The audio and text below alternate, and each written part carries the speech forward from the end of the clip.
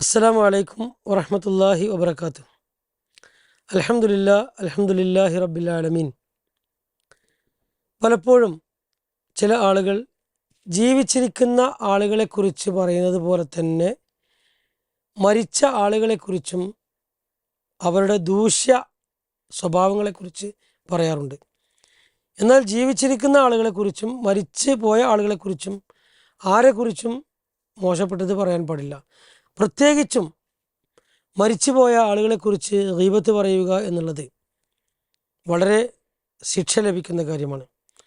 ഒരിക്കൽ നമ്മുടെ ഉമ്മ ആയിഷ ബീവി റളിയല്ലാഹു അൻഹ ഒരാളെക്കുറിച്ച് പരാമർശിക്കവേ അയാൾ നശിച്ചത് തന്നെ എന്നുള്ള രീതിയിൽ ഒരു പരാമർശം ഉണ്ടാവുകയുണ്ടായി.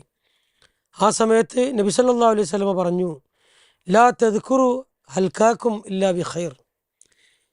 മരിച്ച് പോയ ആളുകളെക്കുറിച്ച് നല്ലതല്ലാതെ മറ്റൊന്നും പറയരുത്, മോശപ്പെട്ടതൊന്നും പറയരുത് എന്ന് നബി സല്ലല്ലാഹു അലൈഹി വസല്ലമ അവിടെ ഉണർത്തുകയുണ്ടായി. അതുകൊണ്ട് തന്നെ മരിച്ചവരെക്കുറിച്ചാണെങ്കിലും ജീവിച്ചിരിക്കുന്ന ആളുകളെക്കുറിച്ചാണെങ്കിലും ഒരിക്കലും അത്തരം ദൂഷ്യ സ്വഭാവങ്ങളെക്കുറിച്ച് എടുത്തു പറയുക എന്നുള്ളത് വളരെ മോശപ്പെട്ട സ്വഭാവമാണ്.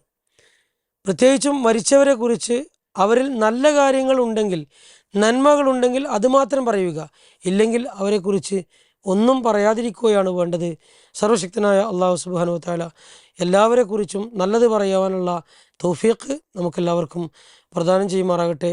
വആഖിറു ദഅവാന അനിൽ ഹംദുലില്ലാഹി റബ്ബിൽ ആലമീൻ വസല്ലല്ലാഹു അലാ നബിയിന മുഹമ്മദിൻ വഅലാ ആലിഹി വസഹബിഹി വസല്ലം.